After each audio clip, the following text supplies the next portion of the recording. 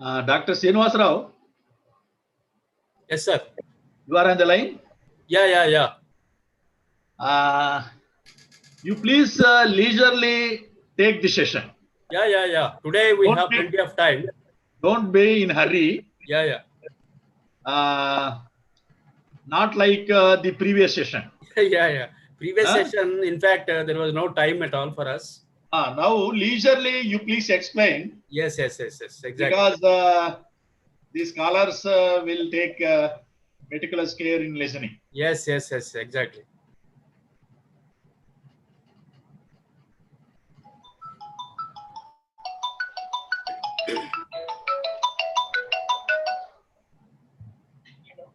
Hello.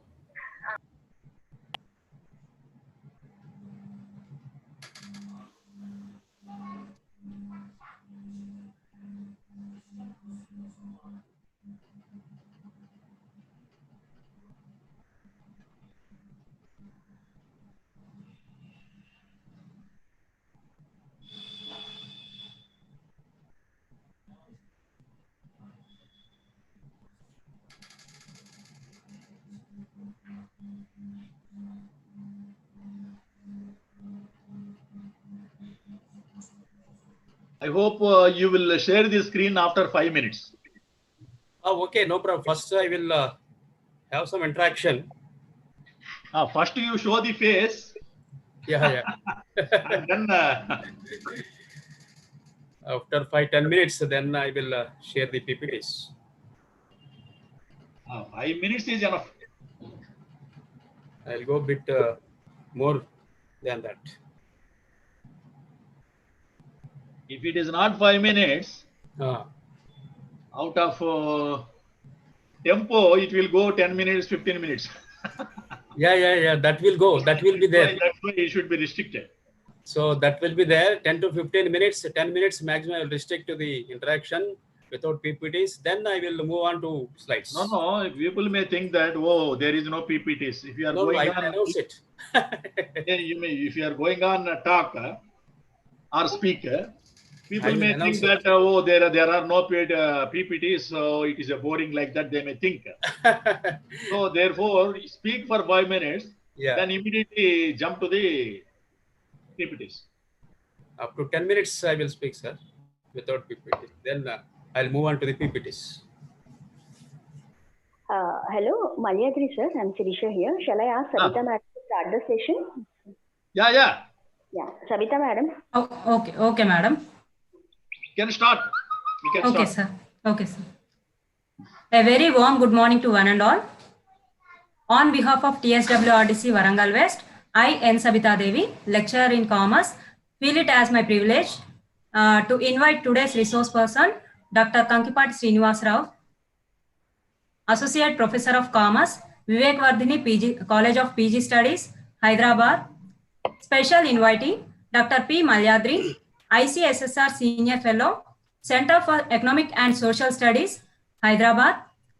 Principal G. Shankarnath Sir, Vice Principal Dr. D. Vijayalakshmi, colleagues, and my dear participants to this day 2 session of FDP, mentoring and counseling students leading to skill enhancement. So before we are going to start the session, I would like to announce a few points to participants and request you to follow these points for the smooth conduct of this session. That is, all the participants are required to mute your devices, audio and video, and use chat box to post any queries if any are there. And these queries will be answered at the end of each session, and feedback form will be provided at the end of the session. And we expect your full cooperation to make this FDP a grand success. Kindly cooperate and benefit from the session. Now it's the time to introduce today's resource person, Dr. Kankipati Srinivas Rao. Sir presently working as Associate Professor in the Department of Commerce at Vivekwardhini College of PG Studies, affiliated to Osmania University, Hyderabad. Sir has got 25 years of teaching and research experience. Sir published 70 research papers in various national, international, peer-reviewed, high-impact, Scopus and UGC CARE A-list journals and presented 45 research papers in various national international conferences. He delivered many keynote addresses and performed as chairman technical sessions, resource person, and as a chief guest delivered inaugural address for several conferences. Sir authored 4 textbooks and he is a research guide for PhD scholars in several universities, including Usmania University, Hyderabad. Under his guidance, 2 PhDs are awarded. Sir is an adjudicator and external examiner for several universities. Sir has submitted 2 research projects, minor and major, to the University Grants Commission, New Delhi. Sir received 4 Best Teacher Awards, including Telangana State Government Best Teacher Awardee 2016. Sir is a trained program officer for National Service Scheme and conducted many programs in slums. Sir is a member editorial board for 25 national and international journals.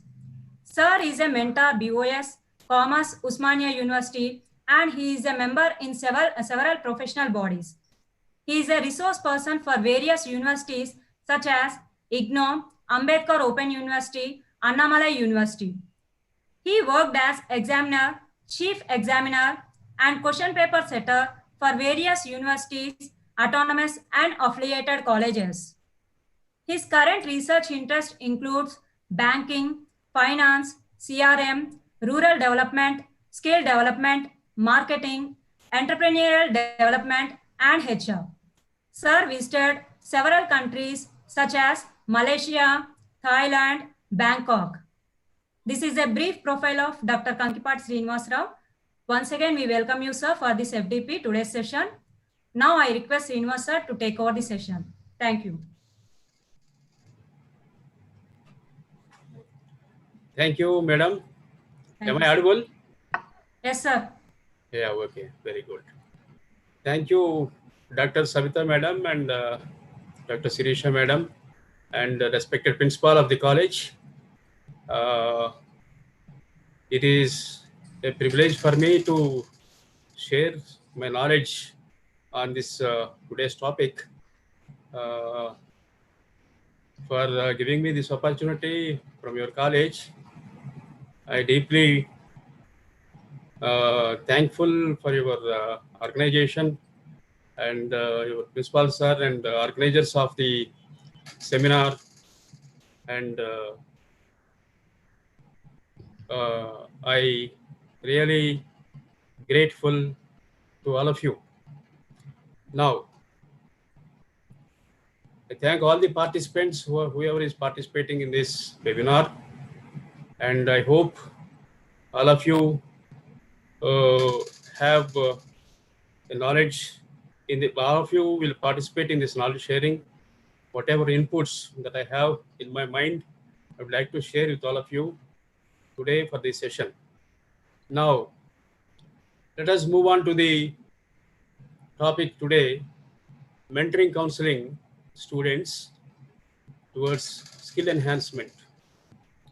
See here, when you talk about mentoring and counseling, see this mentoring and counseling is an important aspect, important component as far as students are concerned. Unfortunately, all of us today, all faculty of us from different colleges, different universities, all parts of the world, all parts of the country, for that matter, world, are facing this severe pandemic situations and all that. But these pandemic situations not affected only the daily life of a human being, but it is severely affected on the part of students also. Because why I'm telling you this severe effect on students' aspects or students' point of view, in the sense, the mentoring and counseling, we usually have the experience in the college. When we are taking the classes in the classroom, in the traditional classrooms, usually we have the personal touch, physical appearance, physical, the interactions will have. But what happened nowadays because of this pandemic situations and all that, we're all forced to online classes and all that. Because of this online classes and all that, what's happening?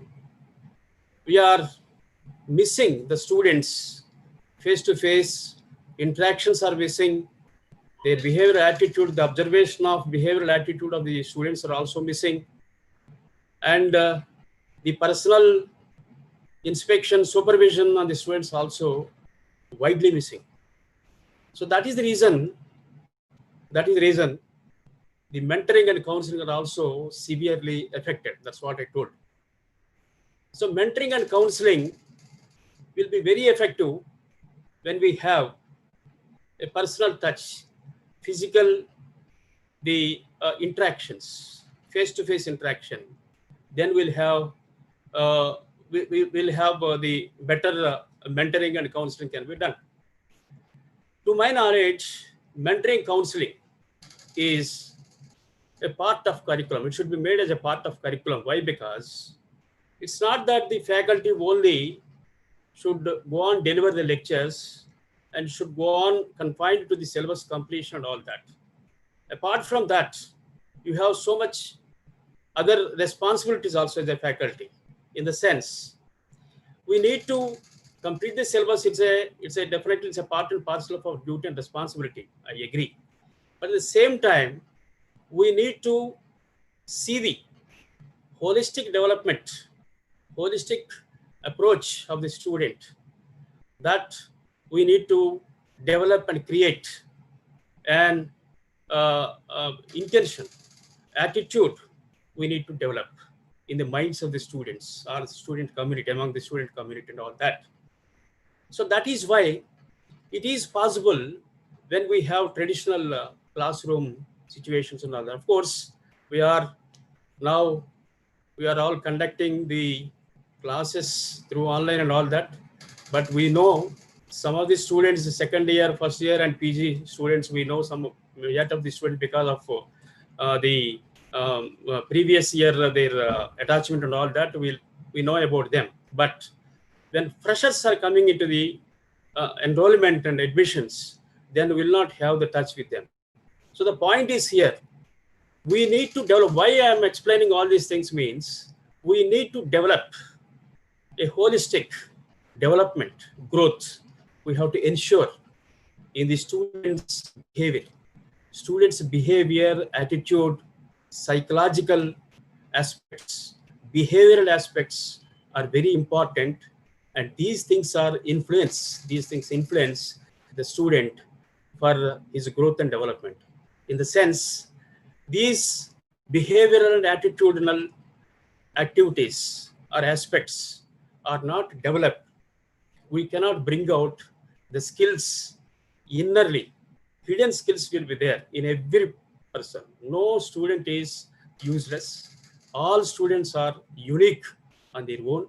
Every human being, for that matter, is unique. So that is why what is important is some hidden qualities, skills will be there. So how to bring out those hidden qualities and skills? That's very important. So to bring out the hidden qualities and skills, the only mechanism that we have today, which is very, very, very, very important, that is mentoring and counseling. So that mentoring and counseling, if you can give appropriately to the students or on the regular basis, then definitely we can bring out, or we can make him a holistic student, with all holistic development in the sense, all spheres of development. It is all spheres of, it's not that only educational development. It's not that only attitudinal development. It's not that only behavioral development. So overall development, what I'm telling you, what I'm trying to tell is, overall development is very important. So that overall development is possible only with the faculty. Why? Because students are more connected with the faculty. When students are more connected with the faculty, we have a lot of responsibility to mold them, because we know about them. Sometimes they will come to us with a different variety of problems and all that, and we'll guide them and we'll resolve them, we'll give certain suggestions and solutions to come out of the problems. So that is why this mentoring and counseling in all educational institutions are compulsory. It has to be made it compulsory to my mind.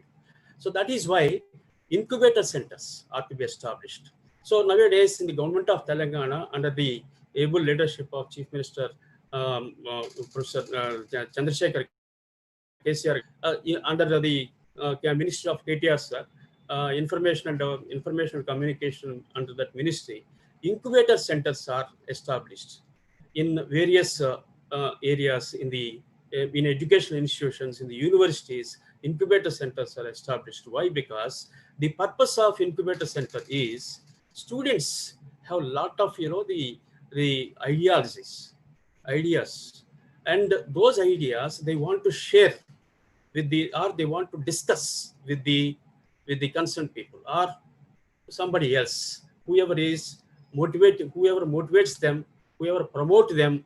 For them, they want to interact their ideas with those people, eminent people. So then, if we can establish a incubator center, so that for incubation also, in a timetable, we have to provide a separate time. How we provide for different subjects, different time slots we provide in the timetable. In the same manner, we have to provide a specific time for incubation. During that time, students will come to a room has to be provided. Students will come there, and faculty also will come there, and everybody will sit together and they will discuss their ideas, whatever ideas they have in their mind. Those ideas will be discussed and will be and take certain the suggestions for implementation. All that they take suggestions, and if any problems they face, they can also take the advices from the faculty, because faculty is more experienced. We are talking here about mentoring and counseling. In mentoring, you have two people: mentor, mentee. Mentor is faculty and mentee is student. So that is why mentor is more experienced person. So the mentor will go and give inputs to the ideas or additions to the ideas, or certain direction will be given to the student for his holistic development, for his behavior, for the development of his behavior, for molding of his attitude, for molding of his behavior, character building, career building. All these things can happen only with the mentoring. So that is why these incubation centers will definitely promote the skills, hidden skills of every student can be promoted.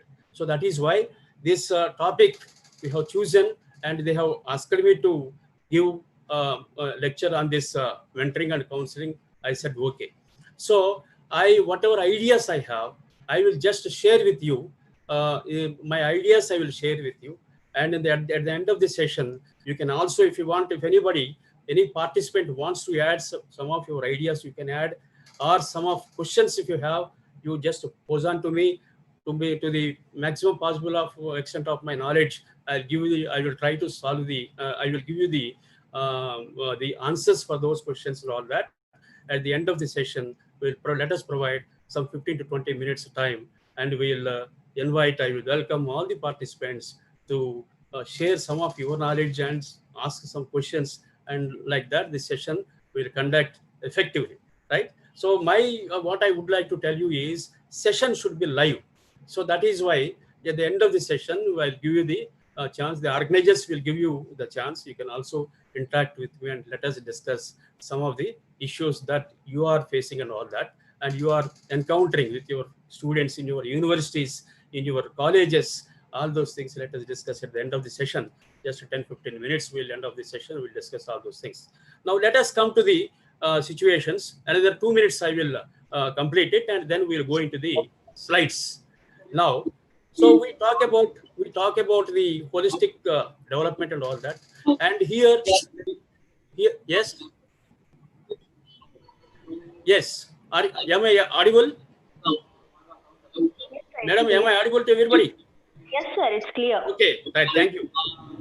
Now this student develop means there are certain, the procedure of gaining knowledge. Learning, first of all, the process of gaining knowledge, the process in innovations, the process of innovations. First thing is, the learning process. Student has to learn many things. The learning over a period of time, has to be practiced. The learning process generally will put it in practice. So the practice takes you to the knowledge. So the knowledge, definitely what happens, makes the student creativity, innovations, creativity, and critical thinking. We'll talk about creativity and critical thinking student during the slides time. I will discuss in depth about the critical thinking and analysis, critical thinking, and all those things. All those components I will discuss during the placing the slides before you. Now, the practice knowledge, learning practice knowledge, and that knowledge one fine morning will take him, no doubt, will take him to the innovations. So innovations are very, very important. So innovations comes through skills. Practice of skills takes the individual to the innovations. Practice of skills. Innovations will not come overnight, it will not come. It will come, the innovations can come only over a period of time. That too, if you go and practice the skills. So that is why first practice has to come. The skills are to be identified. Skills are to be practiced. Once you go on the mentoring the students to practice the skills, then what happens over a period of time, go on practicing the skills and all that, definitely some creativity will develop in his mind. So that creativity takes him one fine morning to the innovations. That is what exactly we require. That is what exactly we require for the development of the state and all that. Now, let us move on to the another important area that we have. Mentor is, please mute all of you, and you can hear me better. Now, mentor, talk about, I told you just now, mentor and mentee. Mentor is an individual expertise who can develop the career of a mentee. Career development can be done through mentor. Mentor only can develop the career, attitudinal career. Here, two functions are there, primary functions. One is career created, and then second one is psycho-social function. These two things are very important. Career creation is completely confined to the his career development, his education, his career, job, employment, and all that. That side it will be. Next side, psycho-social function. Under the psycho-social function, that is secondary function, comes under primary functions. The secondary primary function is that psycho-social, the function that has to be established in the mind of the mentee. Mentee means student. Mentor is the person who is called faculty here. We are talking about faculty and students because this interaction, this session is associated with faculty and students. So that is why we can talk about out of the box also. Mentoring is not only for not confined to faculty and the student. We can talk the outside of the educational institutions. We can talk among the human beings also. We can talk about, but here we should confine only to the faculty and the student because we are all belong to educational institutions. We're all responsible persons for an educational institutions. So that is why let us discuss about this topic between the mentor and mentee. Mentor is faculty and mentee is the student.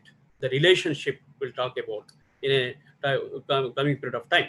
Now, psycho-socio-economic function. These are to be established. These are to be established perfectly. So that what happens, that leads to the mentor, both that is called explicit and implicit. Explicit means directly having the contact, and implicit means innerly, say for example, indirectly that will come opposite to that. So these two functions are very important for the holistic development of the student. Now, work-life balance also very important. When you are in the work, you have to perform well. When you are in the personal life, you have to perform well. Both has to be balanced. Very important things, such situations. So similarly, student also has to develop educationally, employability should be there, to him for his survival, better survival, not only to him, to his family and all that. And the second side is his personal development, in the sense character building, not only character building, behavioral attitudes, behavioral characteristics, attitudinal aspects, components. These are all to be developed in the mind of the student, so that a full-fledged citizen he will be made as a full-fledged citizen. So if you want to expect a student to be a full-fledged citizen, it is all about in your hands. In your hands, in the sense, we, the faculty, are the people to develop, to mold the student, to see that the student should be in a holistic development. That can be possible, and it is there in our hands. Now, that is why it is all nurturing.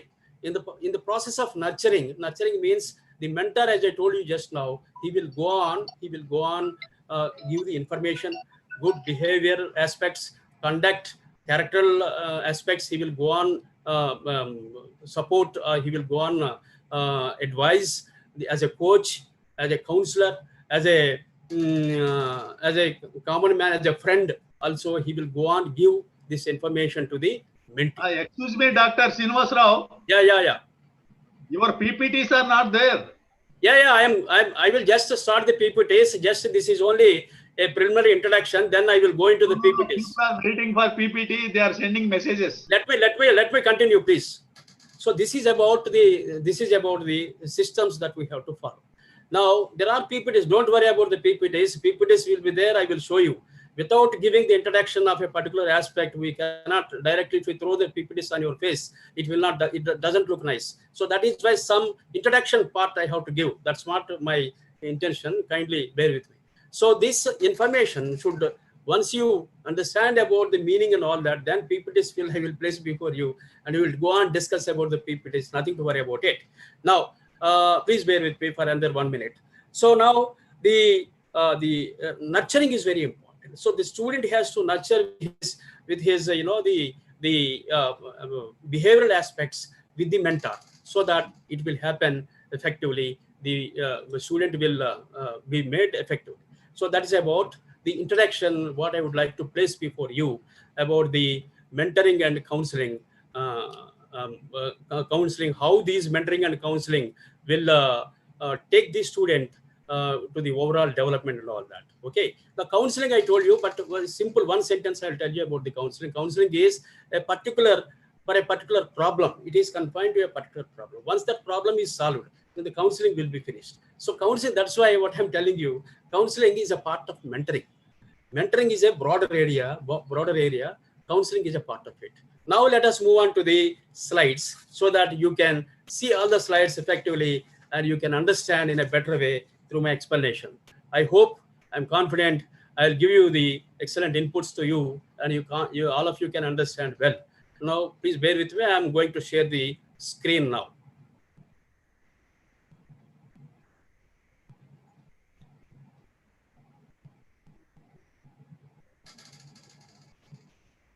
Is it okay, everybody? Is it okay? Is it? Yes, Okay, sir. Okay, sir. Yeah, visible, audible, visible. Yes. Now, as I told you today, the aspect today that we are going to discuss is mentoring and counseling students, leading to skill enhancement. Skills are important, so that skills will come through the mentoring and counseling. There's no doubt about it. Next, let us go to the next slide. The presentation here in this presentation, I would like to discuss about, these are the points, outline of the presentation. I would like to talk about the introduction about the mentoring and counseling, role of mentor, purpose of mentoring, mentoring aspects. I'll talk about mentoring steps, mentoring relationships between the student and mentee, and mentoring attitude.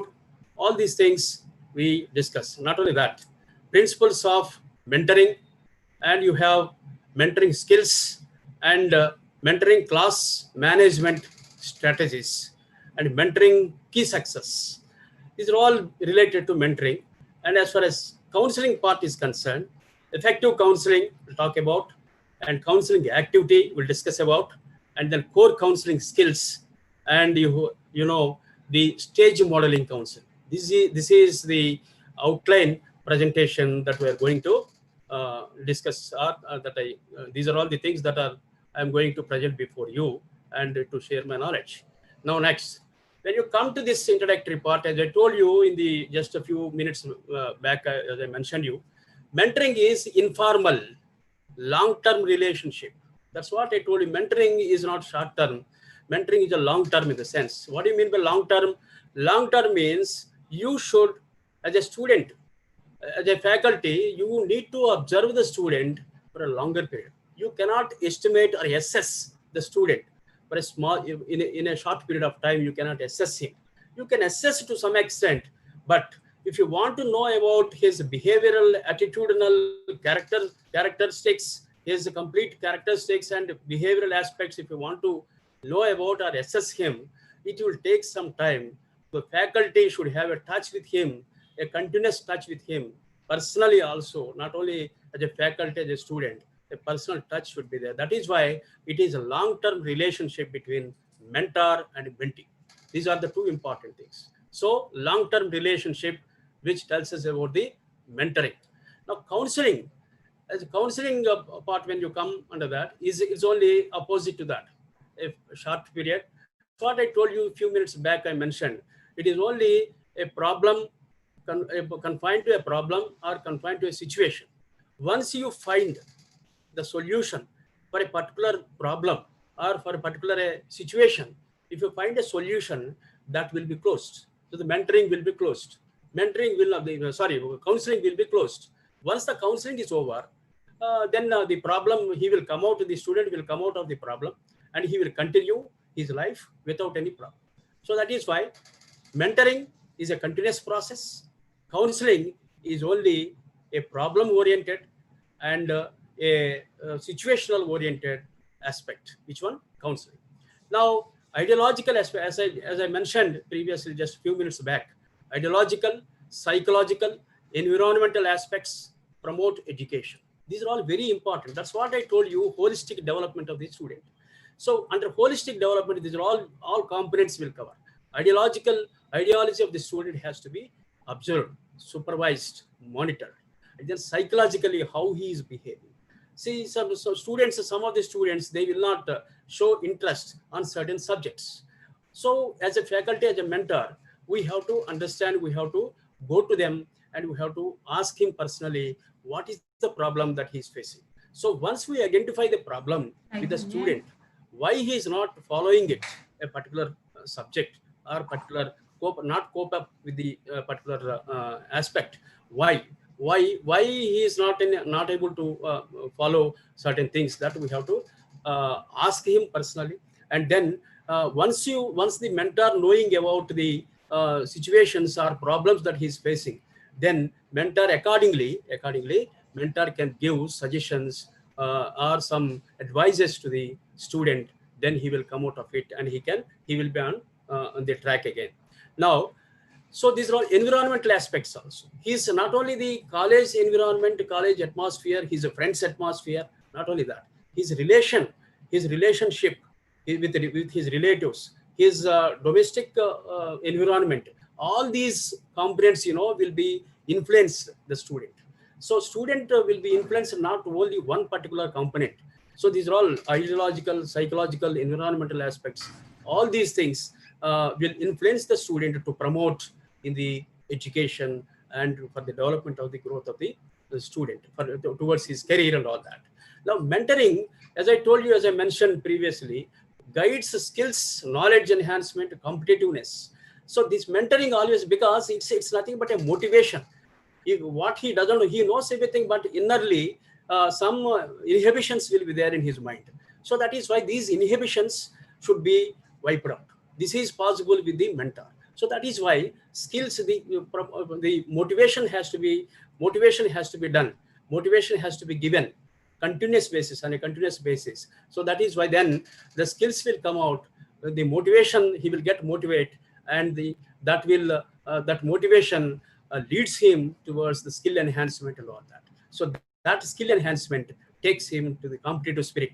Competencies, skill competencies will be equipped. So that is why a continuous monitoring mentoring is very important as far as student is concerned. Now, next you have the mentoring council leads to out-based education, OBE. It's very, very important. Out-based education means immediately after completion of a particular degree or a particular course, he should be in a position get employment. He should be employable. If it is not happens, then what happen? He will be suffering with the survival and all that. So that is why out-based education, towards out-based education, outcome-based education, the mentor has to be promoted in the mind of the mentee or in the mind of the student. So that what happens? So you, as a faculty, we are more experienced person. So here the point is, the process is more experienced person from more experienced person to less experienced person. The information has to pass from more experienced person to knowledge has to pass, ideas has to pass from more experienced person to less experienced person. So then one fine morning, definitely what happens after receiving all the information, knowledge, skills from the more experienced person, the less experienced person also over a period of time will become will become, will become a full-fledged person in his career, in his behavior, in his attitude, in his personal situations, everything he will be effective. So then the competitiveness, knowledge, all these things will be enhanced through the mentoring of ideological, psychological, environmental aspects and all that. So that is why outcome-based education. Here the point is, we as a faculty have to promote them, have to guide them towards the outcome-based education, which is not useful for the student. We are not supposed to advise him. We have to, because we know what are the demandable areas in the society. What are the demandable areas? Demandable areas means employable areas. What courses are employable potential courses that we know. So we have to guide them so that they will also tune accordingly, and they will equip the skills and they can get employed, and their life will be adaptive, and then their life will be good. They can survive in a better way. So that is one important aspect. Outcome-based education should be focused towards the student by the faculty or by the mentor.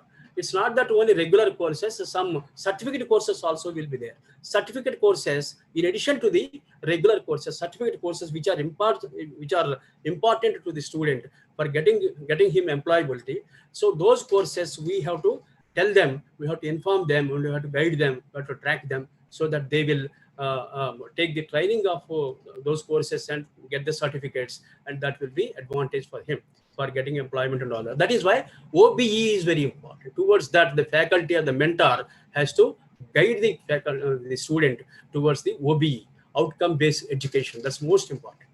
Next, you have learning techniques, skills, blended learning. Today we are talking about, we are experiencing about the blended learning and all that, because the situations are forced us to go into the blended learning methods. So that means the traditional and virtual, both put together, blended learning. So these learning skills, the student, we have to, first of all, as a faculty, we have to equip, and then we have to give those things to the student, so that the student will come out with the experiences and all that. He will continue with that. So that is one important area. Next, you have mentoring aspects when you come to the classroom management, research activity, counseling aspects. So classroom management is very, very important. So as a mentor, as a faculty, as a mentor, classroom management is our responsibility. We, all of us as faculty, we have to see that the classroom management, in the sense, you have to make the students smaller groups. For example, in a classroom, 40 students are there. Make the 40 students into smaller groups. It's not that only all like-minded people, not like-minded people in one particular group. Some different of the group has to become like that. So that what happens with the different ideas, one person may be very unique in social movement and all that. Another person is very good in educational aspects and all that. So like that, variety of the students with the different ideology students, if we can form a group in the class, for a group of, say, for example, 5 students, 6 students, like that, if we can form, like that, groups have to be formed.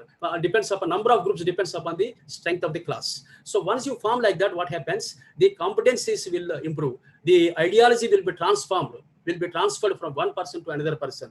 The access also is possible among the students, among the group, from one group to another group. These are all possible. So that is why what is important means classroom management. For classroom management, these are all the things as a mentor, as a faculty, we have to encourage them, and we have to make them. And if any problems when they are facing during this process of making the groups and cultivating certain important aspects and all that, we have to guide them. We should be there always behind, and we have to guide them, so that what happens, they will be more enthusiastically, motivationally, they will come out and they will participate in that, and their intellectual also will enrich. So that happens. That is what exactly you require. These are all important for the making the creativity, critical thinking, creativity. These are all important for them. Next, you come to behavioral aspects and stress management. Stress management should not be always the faculty has to provide certain inputs which will not the student will not come under the stress about the studies. As far as about the studies point of view, stress, when can a student will feel the stress? See, any person, not only student, any person feel the stress when means if any difficulty which is not understand, or which is not understand, any point which is not understandable to him, and which is beyond his limitations, then he feel all of a sudden he is forced to do that particular work, then naturally feels the stress. So stress comes only out of the pressure. How that pressure will come? Pressure comes through if you are not knowing about a particular situation, particular thing, particular work, and you are asked to do that particular work, then naturally people will feel stressed because we don't know about it and we are asked to do it. How to do it, and time bound also they have framed it. So we have to complete it. Since we don't know it, and the time bound is also framed. In addition to that, then how do we do that? How do we complete it? Then slowly stress increase in the mind of the student, or for that matter any person. So that is why stress-free has to be provided.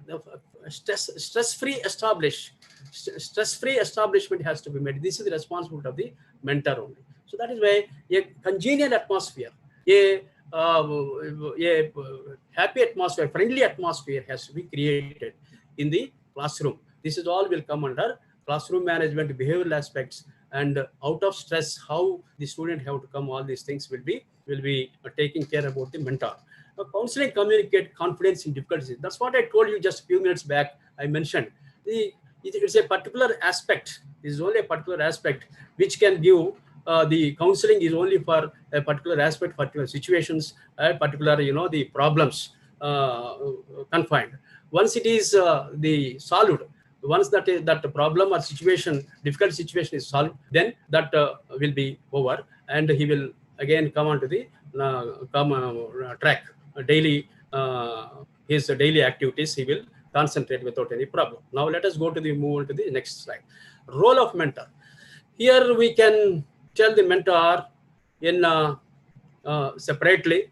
M means manages, E means encourages, N means nurturing, T means touches, O means offers mutual respect between mentor and mentee, and R means responsiveness. These are very, very important aspects. These are all the characteristics that mentor should have in his mind. Unless these characters are there in his mind, he will not be called as a mentor. So mentor should have certain characteristics. He's having certain role to play. So these aspects, when he's having in his mind and when he play effectively, then what happens? Mentee will get benefit and mentee will get success. That mentee success is the success of mentor. So that is why mentor has to properly guide to the mentee for the development, for his growth and development, holistic development and all that. When you talk about the mentor has, first of all, should equip all these 6 components in his mind. He should associate with all these 6 points. Mentor is, that's what I told you. He's an experienced person, more experienced person, from more experienced person to less experienced person. The information passes from more experienced person to less experienced person. That information is nothing but knowledge, skills, transferring of knowledge, transferring of skills, transferring of ideas from experienced person to less experienced person. Here the experienced person is nothing but mentor and the less experienced person is mentee. over a period of time, mentee also will become mentor. That is difficult. That is different. But as of now, he's a student and we are all faculty. So to pass the knowledge, to pass the skills, to pass the information from our brain to their brain. So that is why this is very, very important aspect.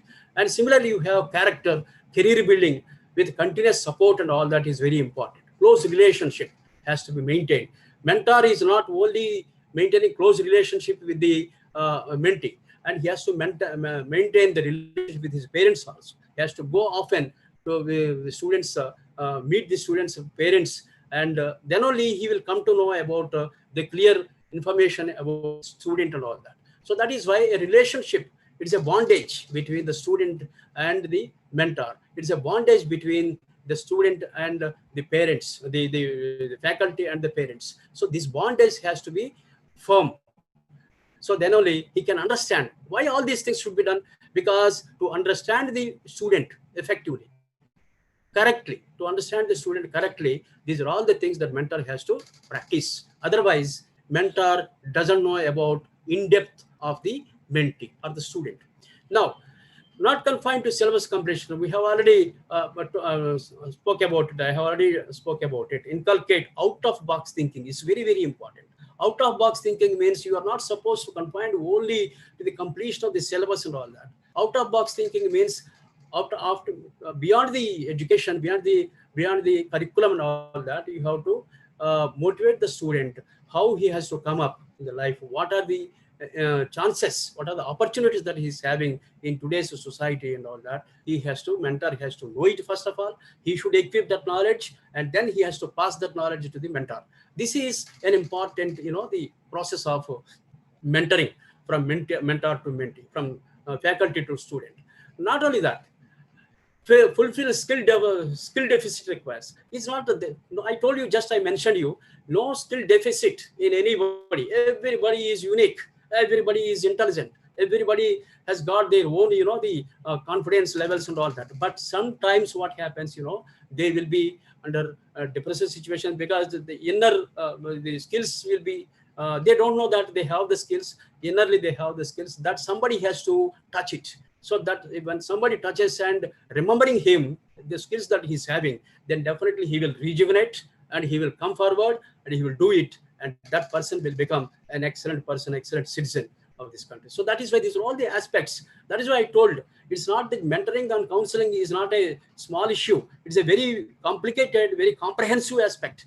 So this has to be very, very important to inculcate in the minds of the students. Unless you inculcate, you cannot expect a good citizen of this country. So that is why my opinion is, my idea is, it has to be this mentoring and counseling also should be made a part in the curriculum, so that, and incubation centers and all these things should be established, as I mentioned previously, then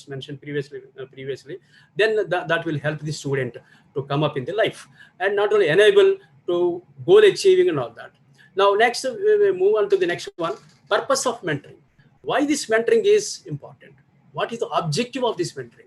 So the objectives of mentoring, when you talk about, it is a relationship building. Why should we maintain a relationship, a bondage? Why should we maintain between the mentor and mentee? Means, unless you maintain a bondage, a relationship between the mentor and mentee, you don't know about, the faculty doesn't know about the student, the inner aspects, his inner skills and all that.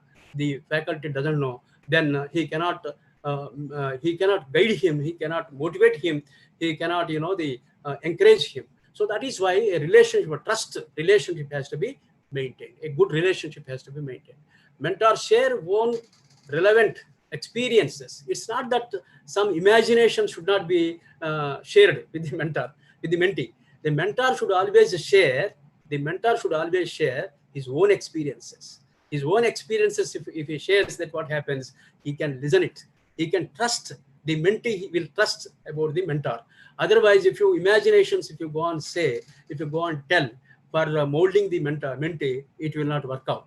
So to work out, to make the mentee an effective person, a skilled person, means the mentor has to give his own experiences, case studies. That is why I tell you, the faculty should advise the students to go through the biographies of biographies of great people. Say, for example, Abdul Kalam, and so many people are there. Warren Buffett, as far as business is concerned, and Bill Gates are there. These are all the people. Biographies have to be have to advise the students to go through, so that what happens, not only just going through, ask them to inculcate in their mind, ask them to practice them.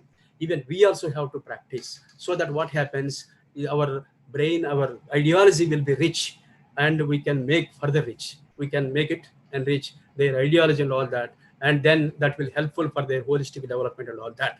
Next, coming to the other one, listening to the student and his concerns. It's very, very important. If you don't listen, some student came to us for saying something. When he comes to us, when he approached to us for his difficulty to explain to us, we have to listen to them. We have to ask them. We have to listen to them carefully. We have to observe them when they are explaining the problem to us. We have to observe them carefully.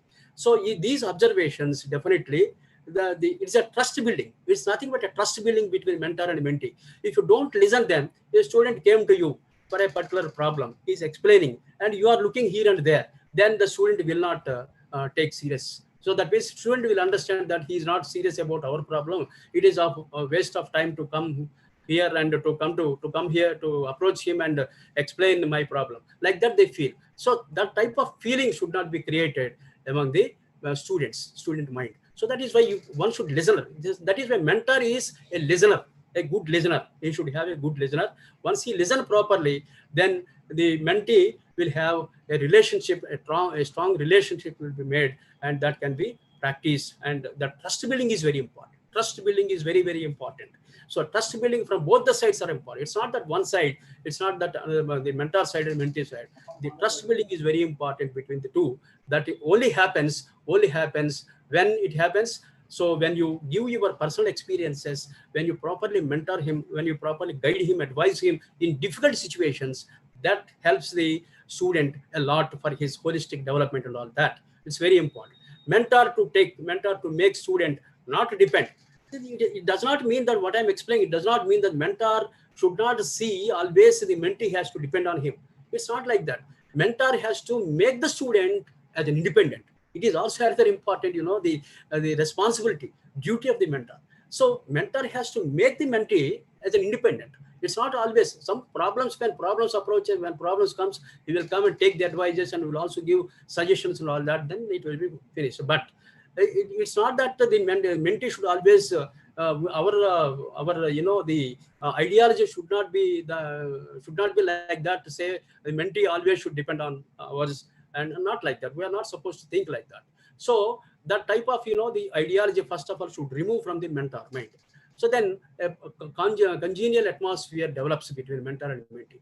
Helps the student alternative solutions. When a problem is there, different solutions. You frame different solutions for a problem. It is up to him what solution he has to practice, what solution he has to implement. It is up to him. Accordingly, he will practice it.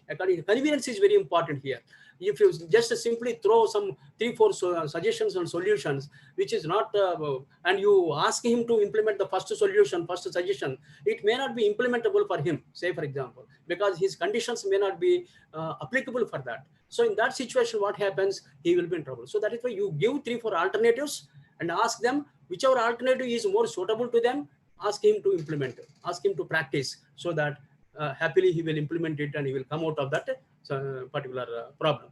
Now, mentor makes student not depend. This is over. Next, mentor to establish long-lasting personal informal relationship. This is already we discussed. So long-lasting. Mentoring is not a short-term. It's an informal. It's a long-run relationship. Informal relationship. Informal means you should know in depth about the mentee, about the student. That is what we call informal. Formal means counseling is formal.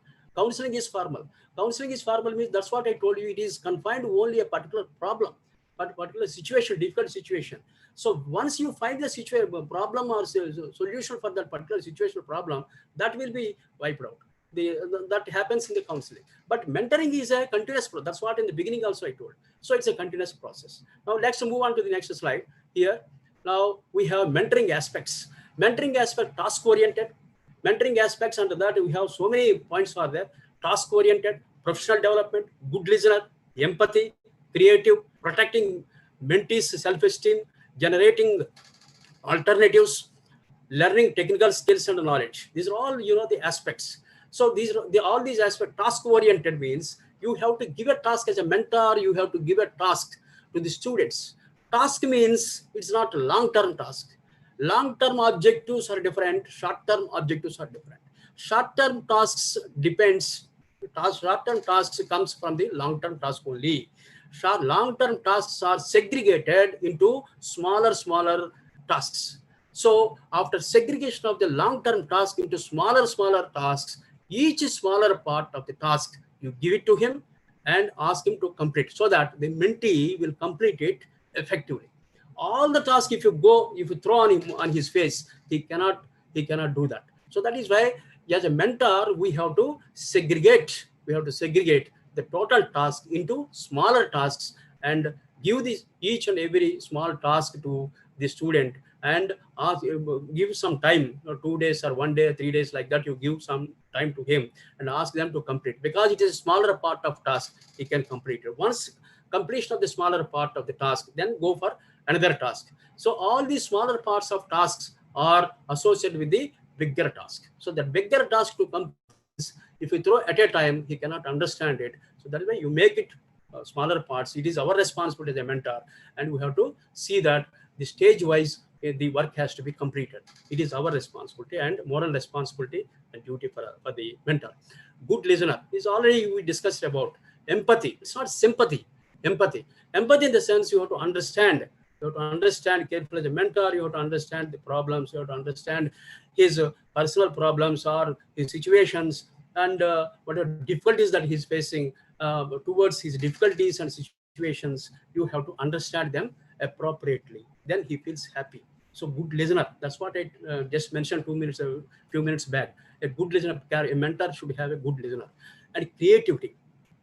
Once he has to provide the thinking, he has to create a thinking in the minds of the mentee, so that like that the tasks are to be framed and to be given to the mentee, so that creativity will come. That creativity leads to critical thinking and creative thinking leads to the innovations just I mentioned a few minutes back. Now, protecting mentee's self-esteem is very, very important. You should not, when with a problem, if a mentee come to you, approach you, you are not supposed to discourage him. So self-esteem is very important. Means his self-esteem we have to protect. It's not that, of course, as a mentor, you are more knowledgeable person, more experienced person. So what? You have to, your responsibility is, you have to make that mentee with a holistic development. It is your responsibility. It is your job to do it. So when it is there in your mind, you are not supposed to, when you depress him, when you discourage him, when you don't encourage him, then there is no meaning of mentoring and all that. So that is why what is important is self-esteem. Whatever self-esteem he is having, everybody will be having self-esteem. So that has to be protected by the mentor. So at the same time, simultaneously, self-esteem has to be protected, and he has to guide according to his career and career point of view and character point of view. He has to guide, psychological point of view has to guide, then he will become equipped. Next, generating alternatives, different alternatives I have mentioned already. Learning technical skills and knowledge. Technical skills and knowledge these days are very, very important. These technical skills and knowledge. Unless you have the technical skills and knowledge today, you cannot survive in this present, the competitive world. So that is why the mentor has to time guide him what type of technical skills is required the student for the present situations, for the demands of the market. According to the demand of the market, what technical skills is required, what knowledge is required to get employability and all that. He has to see that, and he has to provide accordingly. Now let us move on to the next one, mentoring steps. When you come to the mentoring steps, there are, first of all, you have to conduct group meetings you have to conduct. You have to make, I told you, you have to make a point, you have to make groups among the students. So once you make the groups among the students and group wise you conduct meetings, and group wise whatever tasks you are going to you interest them, and always you have to monitor to what extent they are performing their goals among the group, and who is weakened in the group, and how to involve him in the group for making effective decisions, effective performance and all that. All these things is the responsibility of the mentor. That has to be monitored, supervised time to time. Next, ice breaking activity. in the sense it is very interesting, the area that is, say for example, in a group, you found a group in your classroom. Say for example, 5 members made a group. In the 5 members, 3 members are active. They can socially movable, and there's access with everybody, and they can always share their knowledge, their ideas and all that. And they are extempore, they will go on speak something about whatever they know, whether it may be worthy or not worthy, but they are talkative. They talk and they interpret their ideas and all that. But some students, 1 or 2 introverts will be there. So these introverts will not mingle with the other students. So that is why the introverts, it is the responsibility of the mentor to see that the introverts also should take part. Getting my point? Take part in the group decisions. Then what happens? For a period of time, these introverts also will become effective. They will also mingle with the other students. So this is very useful to the student, those who are introverts. By nature, by inbuilt, they will be having such introvert skills and all that, introvert mind and all that. So that has to be identified by the mentor, and he has to see that he has to come out. We have to bring them out from the introvert skills, introvert thinking and all that. So we have to make them, just as simple as a mentor, what we have to do is, in that case, we have to make them, we have to involve them in the group decisions, in the group talking and all that, so that for a period of time, we cannot expect in the overnight, but over a period of time, definitely they will also become very effective. They have excellent, beautiful ideas. Even introverts also don't think that introverts, he cannot talk anything like that.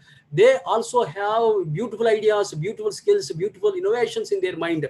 Ideas will be very good. Ideas will be there in their mind. So there, for a period of time, it happens when we can make them as discussive in the groups, make them in the group as a member for participating, for involving the group discussions and all that. They will become like that. And commitment is very important. First of all, when you talk about commitment from mentor side is very important. So the commitment, if you have the mentor as a mentor, if you have that commitment, automatically the mentee will trust him, and he is having a lot of commitment towards our development. Why can't we follow him? It's not fair on our part, like that they think, the mentee will think. So that is why commitment is very important from the mentoring mentor side. Setting goals are to be set. It's very, very important. What type of goals, what goals are to be set? I told you, you have to form groups you form the groups in different groups in the classroom. Each group give the separate goal. When you give a separate goal for separate each group, then what happens? They inculcate that objective in their mind, and they will try to practice it, and they will come out with good deliberations and with good ideas. They will come out. So that is what we call innovations. So that we require to bring out. As a mentor, we have the responsibility to create them, to make them create, or to create such type of knowledge in their minds. That happens through setting up goals. Communication is very, very important. Everywhere, communication is very important. Unless you communicate properly, misunderstandings, situations, misunderstandings, and the information, if you don't communicate it properly, what happens? Because of the misunderstandings, the goals or tasks cannot be fulfilled, cannot be completed effectively. So that is the communication. For that, communication language is a tool for communication. Whatever language the groups or the students are accessible or more comfort, that language we have to use, the mentor has to use and explain them in a clear manner, with all clarity, briefly, you have to explain them, so that communication always should reach the mentee, should touch the heart of the mentee. It's very important. So such a communication has to be used. Then the mentee will be converted. Mentee will think about it. When the communication is ambiguity or not clarity, then he will not take seriously. So the communication is very important, and you have to ask them to practice good communication skills every day, so that when they participate in the groups interactions and all that, communication will develop. So that type of that kind of the activity we have to inculcate in the minds of the students, and we have to develop them. So that is one important area. Next, we move on to the mentoring relationship. We already discussed some of the points, so we'll go a little bit speed. Make a difference. You as a mentor, should make a difference from one particular time to another particular time. When you move on from one particular time to another particular time, during this process, you have to make a difference in the ideology of the mentee, in the character of the mentee, and the attitude of the mentee has to be changed. So in such a manner, mentor has to make a difference in the ideology of the mentee. And the time constraints also will be there. Time has to be given. Once you entrust a particular task or goal, it should be time framed. Without giving the time, there's no responsibility. They will do it. They will go on do it, but it will not complete. So what is the use of it? So time has to be fixed. A fixed time frame has to be given, so that they will be tuned accordingly, and they will they feel the pressure and all that, and they will complete it. Next, effort is very important. From our side as a mentor, what is our effort? We have to check them time to time, supervise them. If any problem during the process of implementation of any task, we have to check them whether they are going properly or not, or any problems they are facing. And that is our effort. That effort we have to offer from our side, so that mentee will establish on us means, and the mentee will establish a confidence. So this is what we call confidence building is very important. So confidence building only, please listen all of you, confidence building only will take the higher levels, the mentee. This is all we have to do it. Unfortunately, we are all very in a confined to syllabus completion and all that, but we are not focused. Of course, unknowingly we'll follow, we'll guide them, we'll supervise them, and we'll all do it. But the portion of the guiding and advising, a percentage of portion of guiding and advising them is very, very less percentage today, because we are all in a fixed time framed situations, that is completion of the syllabus and all that. That is why we are unable to implement all these things effectively. That is, it is not in our hands, because the situations are like that. That is why national education policy reducing the work burden, the education, the syllabus and all that, they're going to reduce now. Of course, that is a different story. We'll discuss in other platform. Intensity of learning, value added. So when you are giving a particular idea or the situation, a value addition must be. If I do this, if you do this, you will get this. Like that, some value addition must be there to the work. When you have that value addition, then automatically what happens? People will get motivated and they will implement it. Similarly, you have the setting of direction. Once you give the goal or direction, you have to ask them to go in a proper direction, the way how they have to go, how they have to implement it, how they have to practice it. Different ways and means will be there. Those are all things to be explained to the mentee. Then the progress will be, there will be a lot of progress we can expect from them during the process of implementation of that. Next, we will move on to next one, mentoring attitude. Very simple points, just with a speed we'll go. And mentoring attitude, beginning in the sense when you give a task or a situation, the beginning you have to observe them. What is their mind? Generally, when you entrust a task, a particular task, in the beginning, they will be very active. They will be very positive. But for a period of time, what happens, slowly the interest will decrease. Interest will come down. So that interest should not come down. So we as a mentor, as a faculty, we have to take care about those things. So whether continuously he is paying interest, whether continuously he is showing interest or not. Or if he is not showing interest, what are the reasons for that? What are the reasons for that? We have to identify them and we have to solve them. That is what is our, the duty and responsibility. That we have to do it. During the course of implementation, closing, at the time of closing of the task also, the mentor has to closely monitor how he is completing the work and all that. Teacher, as a teacher, he should be always guide, counselor for so many problems. Sometimes they approach us. When they approach with the small problems and all that, a mentor has to be converted himself as a counselor also. So he has to develop, he has to give solutions to the the student to come out of the small problems if they have any problem, whether it is career-oriented problems or his personal problems, whatever it is. So you have to clear all those problems and give appropriate solutions, suggestions, so that he will be motivated. And for that motivation, the mentor has to be acted as a coach, as a guide, as a counselor, as a mentor, with an advisor. These are all the things, these synonyms you can call to in different situations, different names we can apply to the mentor. Next, we have the other move on to principles of mentoring. When you go through the principles of, when you approach the principles of mentoring, synergy, principles of mentoring, synergy means interaction, cooperation, combined effect rather than individual effect.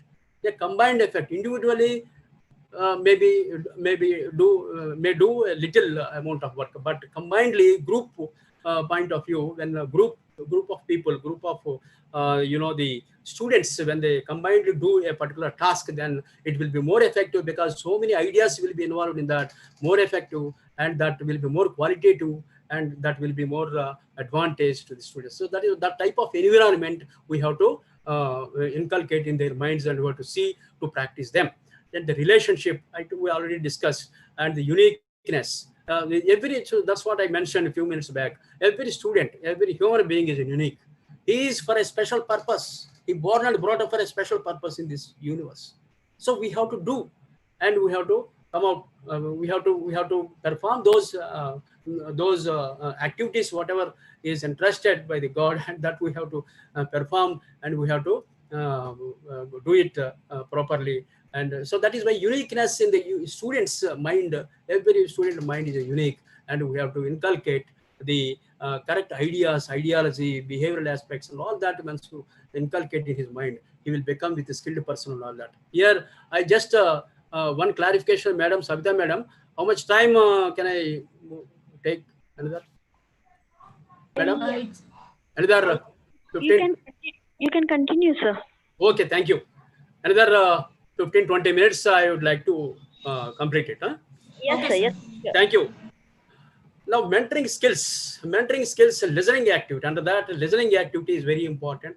Listening activity means, I told you, the mentor has to listen carefully. First of all, when mentee approach you, you have to understand him. You have to listen him carefully. So mentee also will observe the mentor, whether he is listening properly or not. If he is suspected that the mentor is not listening properly, then he will not come to you. So that is why whenever he approaches us, when the mentee approaches us, then we have to be very careful, listen to him, and we have to find solutions, offer solutions, 4, 5 solutions, 3, 4 solutions, numerous solutions you offer. It is up to him what solution is applicable for him, implementable for him. Let him do it. So that is why listening activity is very important for mentoring towards the mentor is concerned. And building trust. Trust building, already we talked so much of it about this. Trust building is very important between mentor and mentee.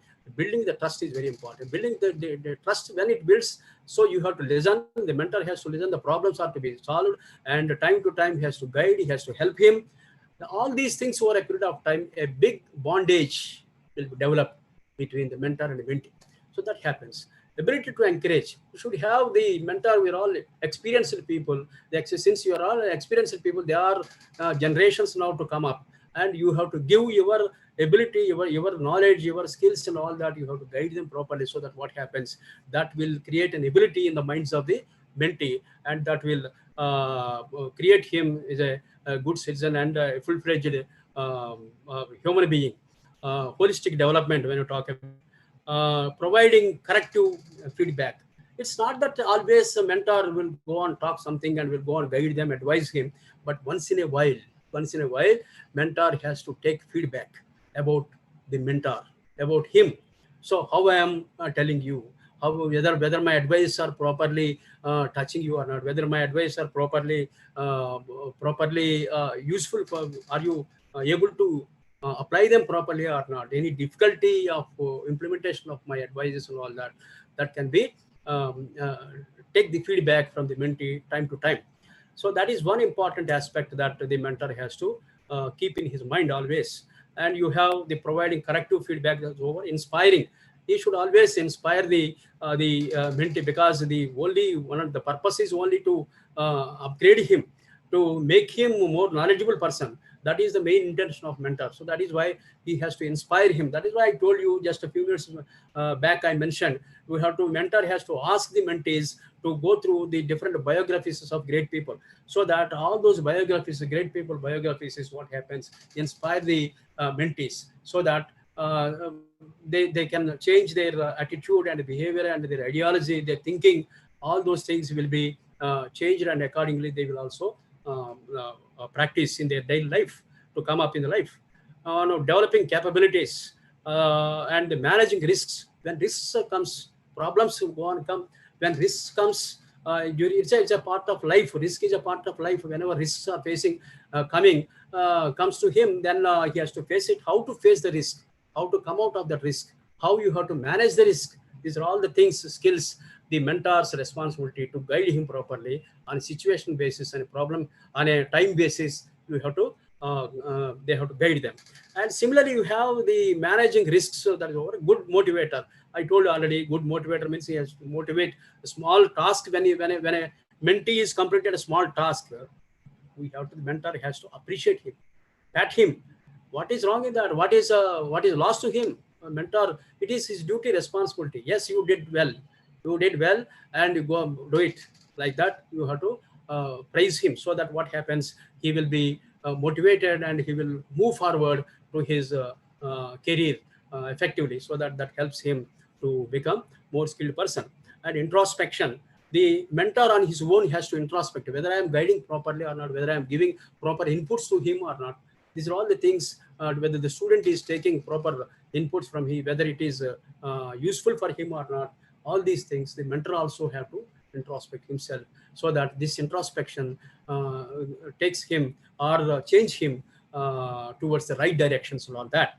Now, next we'll move on to the another one, that is mentoring classroom management strategies. We discussed some of these points in the previous things, that just will go through this. Providing suitable help in publishing various papers.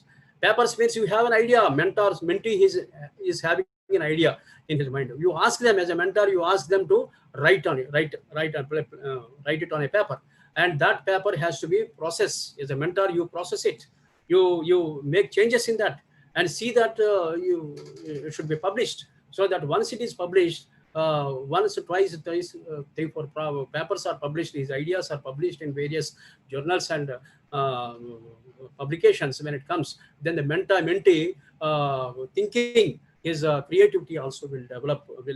That is very important. Research activity, research bent up will come in his mind because of that publications and all that. The ideas have to be generated, various ideas in various domains of the society, various ideas where his own ideas will be generated, and that will be he can put on the paper, and he can, as a mentor, you rectify it, you process it, you change if any corrections are that, we can do it, and we can ask them for publication, so that once it is published, he will be more effective, more innovative in the days to come. That happens. Now, next you have the student-led discussions are to be conducted in the classroom. I told you a few minutes back. Inquiry-based learning, classroom jobs are very important. Small tasks, I told you now, small tasks. The small tasks are to be given, and how those tasks are perfectly implementing that, monitor and supervision is important. Behind the mentee, the mentor has to supervise all those things. Modeling ideal behavior, students' active participation is very important. You have to see that his participation, actively he has to participate in the activity which is given to him, which is given to the group. So he is a member of the group, so that is why he should also participate actively in the group for performing that particular activity. So that is why it is his responsibility to move towards the performing of the activity. Next, encourage initiatives and give tangible incentives. So if any the mentee done something very innovatively, effectively, then we have to give, as a mentor, we have to give some, the incentives, so some tangible incentives, some prizes, rewards can be given. It's not loss at all, and it's a big motivation for the student. So that is why the tangible incentives, if it is given, giving for a successful implementation of tasks, successful completion of the task. If you give the incentives, then what happens? The interest will be created, and ideology will be created, creativity will be generated in their minds. So that is another important area that we can talk about. Next, mentoring key success. Mentee success, I told you, I mentioned already, mentee success is mentor success, because mentoring properly, the mentee will success. Mentee success means it is indirectly it is the success of mentor. Responsibility, ownership. Mentor should not feel that he is the owner of that particular student. I am the person, because of me he got he developed like that. That type of the mentality, that type of ideology should remove from the mind, from the mentor. So it is his responsibility. We are performing our responsibility like that. We have to think, the mentor has to think, and it's not that ownership and all that. Such type of the thinking should not be there in his mind. So that is the responsibility. Goal setting, objectives we already discussed, and development of a broad perspective. It is not not for smaller things. We should not think, and for the broader perspective, the development of the student ultimately matters. So that for that purpose, we have to move forward to see is a holistic development. Next, counseling. We're all talking about up to now. We talked about the mentoring and all that. Now, counseling and the 3-4 slides are there. Just we'll discuss. Counseling, as I told you mentioned in the beginning, the problem oriented, situation oriented. Once the situation and the problem, when you give a solution, offer a solution, that problem or situation will be completed, will be solved. Once it is solved, the counseling will be completed. So that is why I told you in the beginning, I mentioned the counseling is only a part of mentoring. It's not that is why it is a short period. Mentoring, counseling is a short period, for mentoring is a long-term period. So it is a short-term relationship. Counseling is a short-term relationship.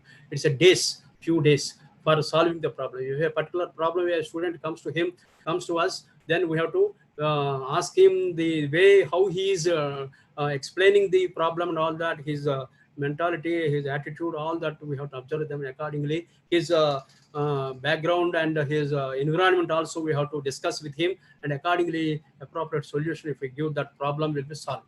So once the problem is solved, then the counseling chapter is over.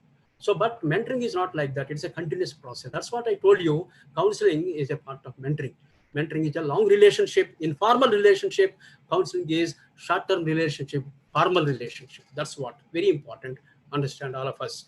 Next, professional advice to overcome personal problems, remedial, curative, in-depth, introverted, emotional aspects. These are all the things that people generally, students generally will be associated with that. We have to recognize them, and we have to motivate. We have to bring out from such situations, and accordingly we have to give the advices time to time, and remedial measures also we have to give for the problems that they are facing. So these are all the things that we need to take care about by the mentor. Next, counseling techniques. When you come to the spheres of influence, counseling techniques means when a counselor, when a student comes to the counselor with a problem, the counselor has to observe the spheres of influence. Spheres in the sense his background, his environment, his psychology, his friends, his relations, all those as components to be observed carefully, because we have to give a solution. He came to us with a problem.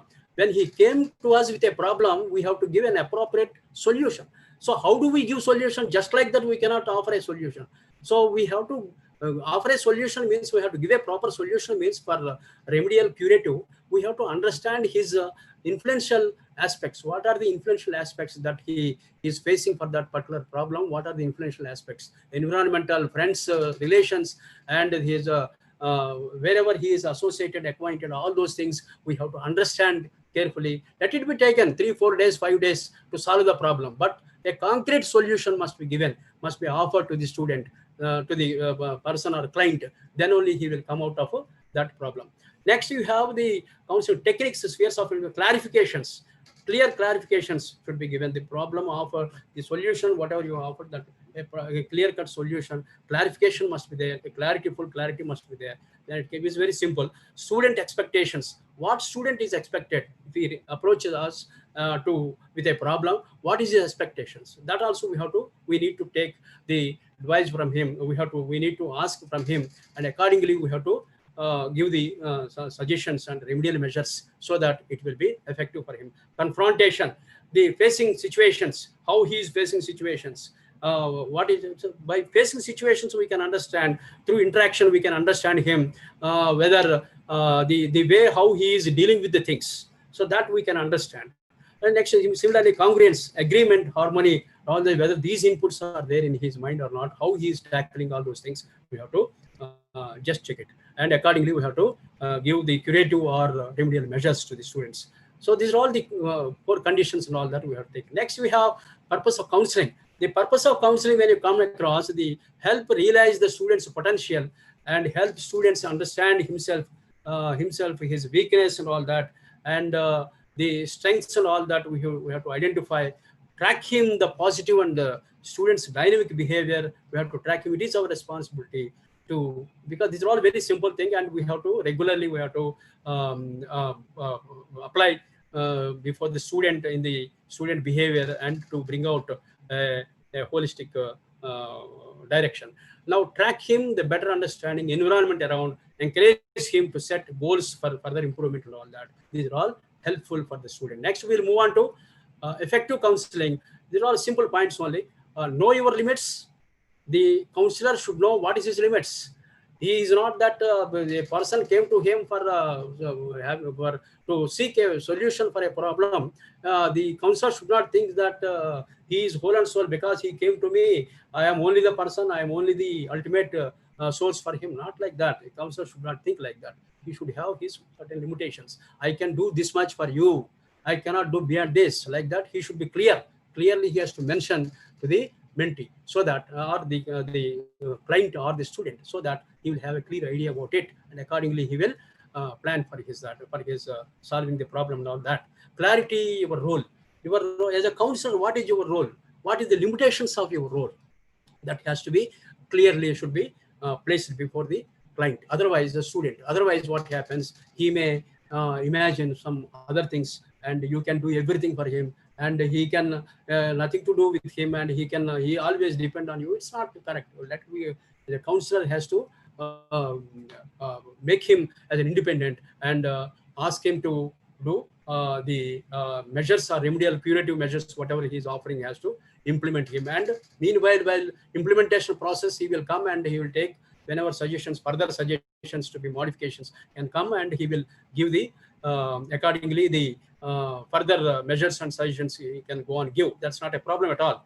Now, help, clarity concerns, offer support. Support is very, very important. When a person is in a problem, we have to offer a support. The support, mental support, and the psychological support, that is very, very important for coming out of the problem. Problems will be there for everybody, and how effectively you have come out of the problem is very important. That is very important because the students particularly, it is very important because they have the bright future. They have to come up with good skills and all that. So that is why small, the problems whenever they have, we have to cure them. We have to clear them, and so that they can move forward for their growth and development. Next, suggest alternatives and all that also we can give it. Counseling activity, just a speed I will, because the time is 1 o'clock we are approaching. Within 5 minutes I will complete it. Identifying the potentiality, create interest, behavioral, and in their own domain, guiding students' interests, help them to solve. These are all small points you can easily, we're all regularly practice in the classes, and but unknowingly we practice. Sometimes we will not practice because of the, I told you, mentioned, because of the syllabus completion and stress and all that on the faculty brain. So he will not, sometimes he will confine to the syllabus completion. These things particularly sometimes will not implement by the counselor or by the faculty or by the teacher. So discuss, participate with the case studies. Case studies is very important. Case studies cure. It is a curative measure. Case studies are curative measure to come out of the problem of the student or client.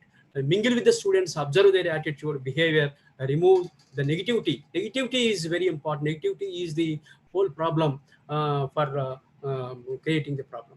So the negativity, with the negative mind, if a person is approaching, so that negative mind, he should come out, and we as a counselor, as a mentor, we have to properly guide him how to give, how to think positively, and the negative aspects, how to overcome out of the negative aspects and all that. That we have to properly guide him so that he will come out. Expect innovations from the students. Learning techniques must be improved. These are all very simple points, and we can easily come out of, we can discuss it.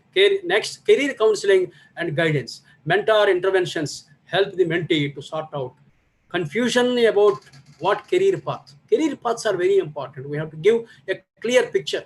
So there are different types of career paths. What career path will give the student in a good prospects, or in future how he can come up in the life. All those things. That career path also should be counseled properly by the counselor mentor. Interaction with the experienced professionals. So when you interact with the experienced professionals, what happens? Their ideology will come. Then we'll also try to implement it. That will help for our growth and development, holistic development. As I told you, that will be helpful. Inputs about skills, behaviors, recruit. What they recruit. So sometimes at the end of the course, some placements will be conducted. When placements are conducted, recruiters will come to recruit the students in their organizations. So when in their organization, when they are coming for recruit, so what are their purpose? What are their what they require actually? What skills they require? Whether we are really equipped with the skills or not, whether our students are really equipped with the skills or not. Since the beginning, we have to guide them. So these are all the companies that we are going to come to our institution, and they are going to recruit you. So you have to be, these skills are required for you to equip. So like that, we have to guide them from the beginning, so that what happens, they will equip.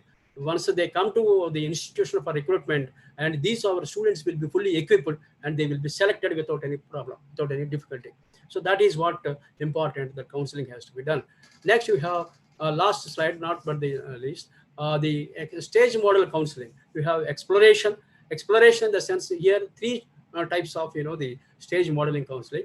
Exploration, basically, for 5 model also there, but 3 model is basically related. Exploration, students' thoughts, feelings, understanding that someone needs are very important.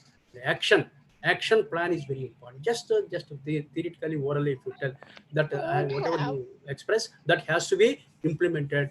Discussing, agreeing a way forward, making changes if at all, if it is possible, if it is required, to make changes in that, and we have to implement. This is about the mentoring and counseling. Thank you very much for your patience listening, and I took a lot of your time. The time is given actually for me 1 hour 15 minutes only, but I'm sorry, because once I started, I cannot stop in middle. So that is why I took a lot of time. Sorry for that, and I hope all the participants listen well. And now, if you have any additions or submissions or any questions, you can kindly come forward, and within 5-10 minutes we'll close the session with the permission of the organizers. Thank you, madam. Thank you, Professor Malyadri sir. Thank you, Savita madam. Thank you, Sirisha madam. And thank you, Principal sir of your great institution. Thank you. Thank you very much. Thank you, sir. Now it's time for the question and answer session. Dear participants, if you have any queries, you can ask to resource persons.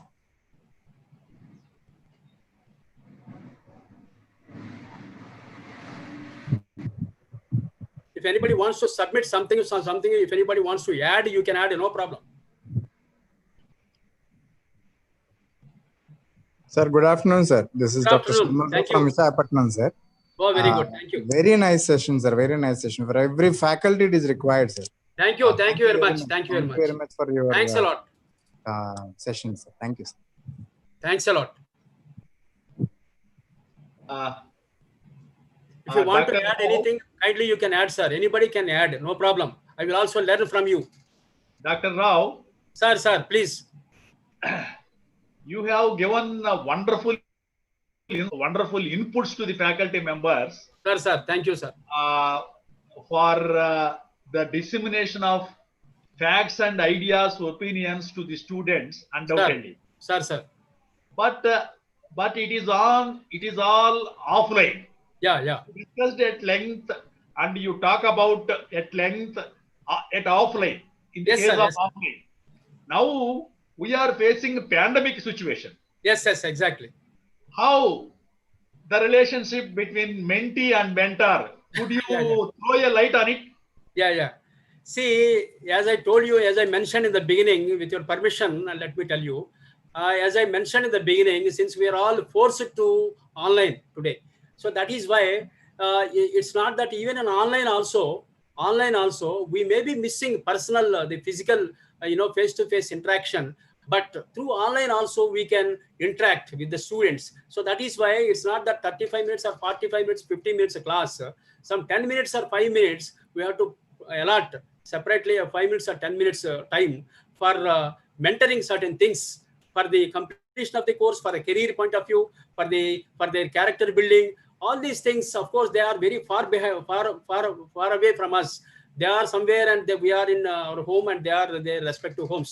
But even then, we can tell certain things through online. Also, we can tell certain things as far as career point of view, as far as psychological, behavioral aspects, attitudinal aspects point of view. Also, we can tell certain things for their holistic development and all that. Of course, as you said, I agree, sir, 100%. We cannot physically, we cannot interact with them because the situations are not congenial and not encouraging, not cooperative. But through online only, as you said, we can give out of 15 minutes a class, some 5 minutes or 10 minutes, let us provide, let us keep, and we'll give such type of, the mentoring and counseling situations, aspects can be given for their holistic development. That much we can do it, sir, according to my knowledge. Thank you, sir. Okay, very nice. Vijayadhar sir, namaste. Thank you for your presence.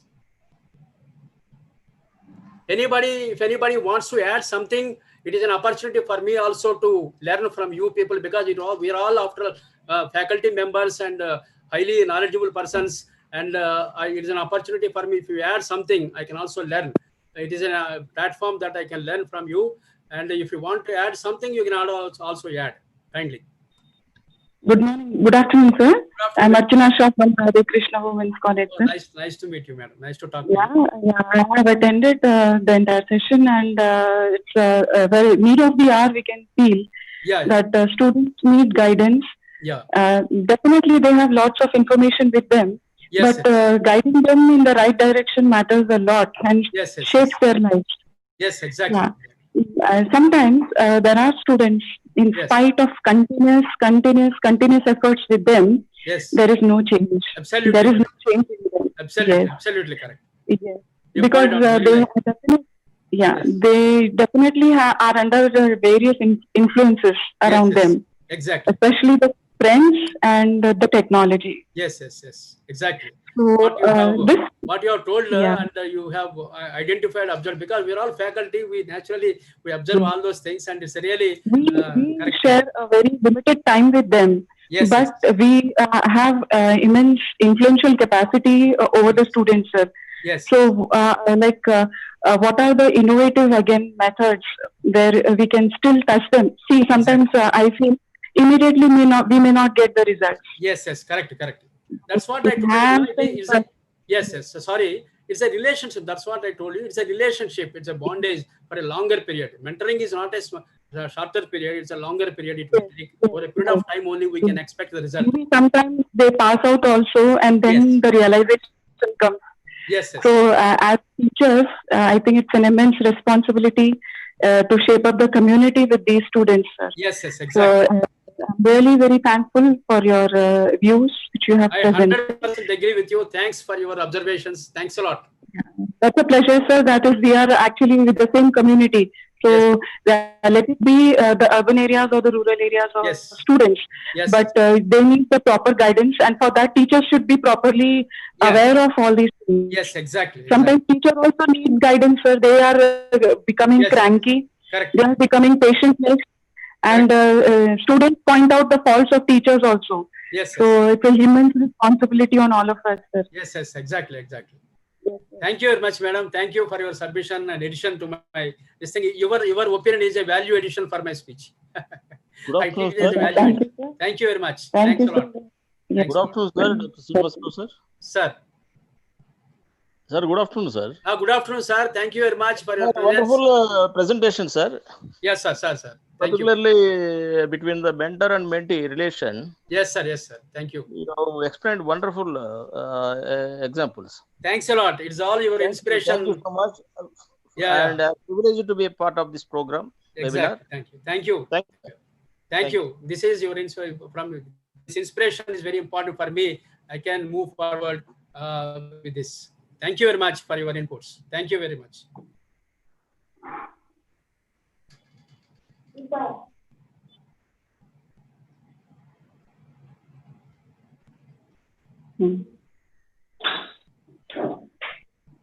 Any questions, any additions, any submissions, kindly please come forward, or if you can add something so that it, as I told you, value addition to my speech. You please add something, or otherwise you can question if you want to questions. If you want to pose any questions, I'll try to give the answers to my knowledge. Thank you. Please come.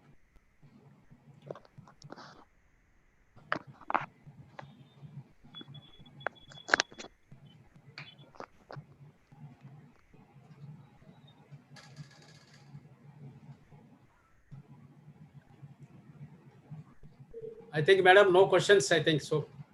Yes, any sir. questions are raised in YouTube? You please. Yeah. Please, sir. Please. How many are there in YouTube? May I know? Afrin, madam.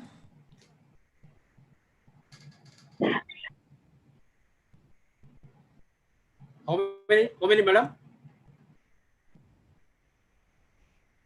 Okay, very good.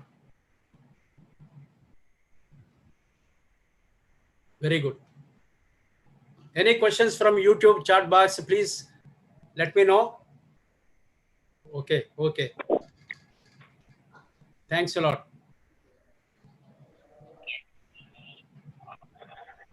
My special thanks to Professor Malyadri sir for making me like this and giving whatever knowledge I shared with you. It is all the inspiration from Professor Malyadri sir. He is my mentor. I proudly say he is my mentor, inspiration, counseling, everything. He is a great personality, and I'm thankful to him, and particularly I'm thankful to the principal of this our great institution, and I'm thankful to Savita madam, Dr. Savita madam, well organized, coordinated, and Dr. Sirisha madam was also there. I really appreciate all your efforts for the successful implementation, for successful completion of the session today. Really wonderful. And actually, as I told you in the beginning, there were certain problems in the current fluctuation, but today, unfortunately, God's grace, such problems are not faced by us. It's good. Thank you very much. Thanks a lot. Thank you, sir. Thank you, madam. I extend my sincere thanks to you, sir, for sparing your precious time, and you have shared a lot of information to us, sir, and enlightened our minds, sir. That is by providing lots of information regarding the mentor and mentee relationship, how the faculty should be there and how the student should be there, what are the steps that should be followed, and what should not be done, what are the limits the faculty should be there. And you have given an elaborative session, sir. We are very thankful for you, that sir. Thanks. Actually, it is a wonderful session, and that is the reason we are not expecting not that much questions, sir. Thank you, sir. If more questions are there, I will be enlightened. It's okay. Actually, we have received a lot of information, sir. Yeah, thank you for that one, Thanks sir. a lot. I really yes, sir. I heartily thank you, Malyadri sir, for in spite of his busy schedule, you have spared the time for us in this session, sir. Thank you, sir. Thank you, Thank you very much. Thanks a lot. Thanks all the participants.